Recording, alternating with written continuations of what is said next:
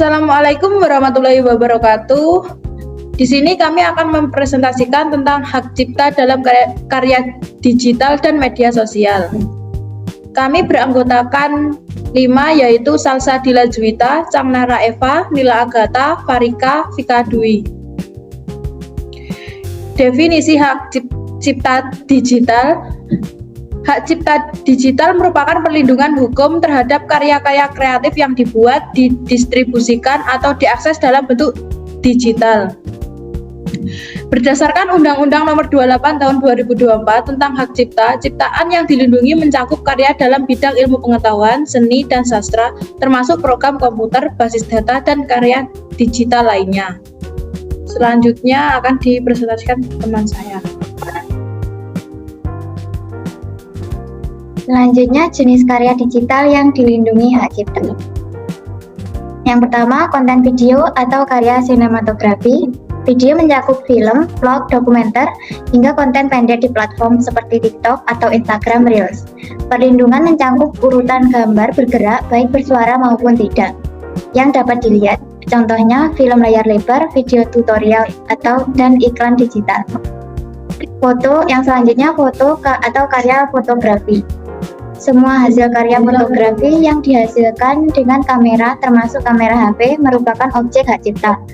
Perlindungan melekat pada komposisi pencahayaan dan momen yang ditangkap oleh fotografer.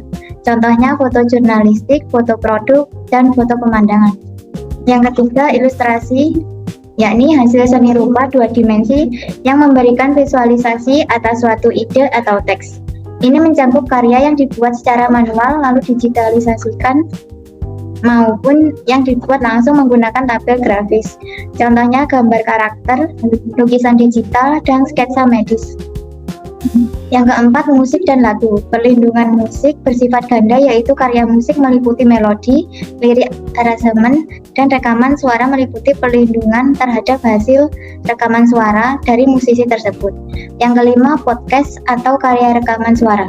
Podcast masuk dalam kategori karya rekaman suara atau karya siaran. Perlindungan ini mencakup konten pembicara, narasi, dan keunikan penyampaian audio yang direkam dalam format digital. Yang keenam, tulisan atau karya tulis sastra. Segala bentuk ekspresi ide dalam bentuk tulisan digital dilindungi oleh undang-undang. Hal ini berlaku meskipun tulisan tersebut hanya dipublikasikan di platform gratis. Contohnya artikel, blog, e-book, caption, dan lain-lain. Yang terakhir, desain grafis, karya seni terapan yang menggabungkan tipografi, ilustrasi, dan tata letak. Ini mencakup elemen visual yang digunakan untuk komunikasi branding maupun fungsional. Contohnya logo, tata letak aplikasi, desain brosur digital, dan poster. Selanjutnya akan dijelaskan oleh teman saya.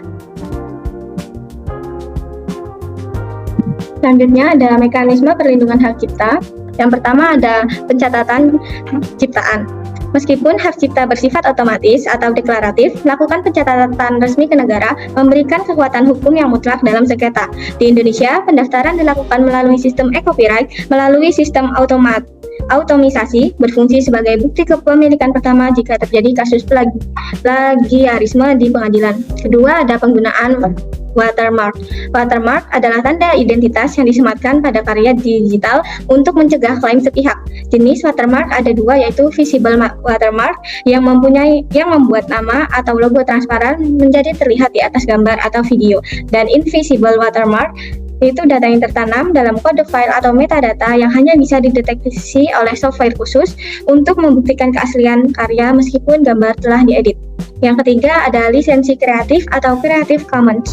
Jika kita ingin karya kita tidak disebarluaskan, kita bisa menggunakan Creative Commons dengan jenis-jenis seperti ini.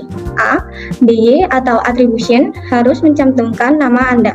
B. NC non-komersial tidak boleh digunakan untuk tujuan mencari keuntungan. C. ND no derivative karya tidak boleh diubah atau diedit. D. SA share alike hasil karya turunan harus menggunakan lisensi yang sama. Dengan Creative Commons, ini bisa berfungsi memberikan izin hukum secara publik kepada orang lain tanpa harus membuat kontrak individual setiap saat. Dan yang terakhir atau yang keempat, fitur laporan pelanggaran. atau take down notice.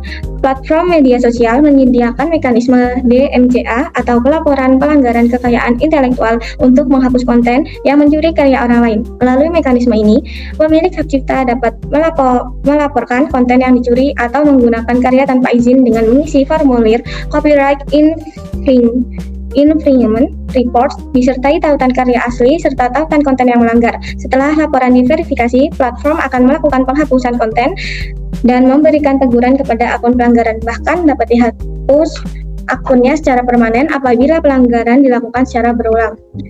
Materi selanjutnya akan dijelaskan oleh teman saya. Selanjutnya yaitu bentuk pelanggaran hak cipta di media sosial.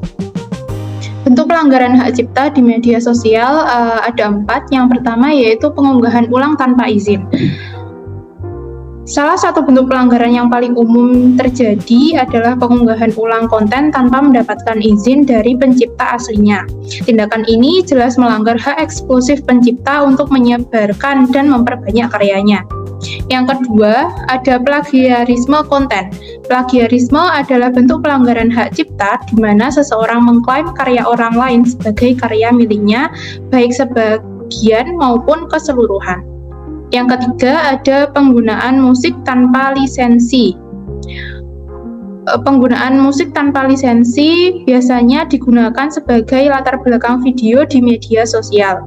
Tindakan ini melanggar hak eksklusif pencipta dan pemegang hak terkait untuk mengatur penggunaan karya mereka, terutama ketika konten tersebut menghasilkan keuntungan melalui monetisasi atau meningkatkan popularitas akun. Dan yang terakhir ada komersialisasi karya tanpa persetujuan pencipta. Contohnya yaitu penggunaan foto, ilustrasi, atau video orang lain untuk mempromosikan produk atau untuk iklan di media sosial. Dalam industri konten digital, ini dianggap sebagai pelanggaran serius terhadap hak ekonomi pencipta. Selanjutnya akan dijelaskan oleh teman saya.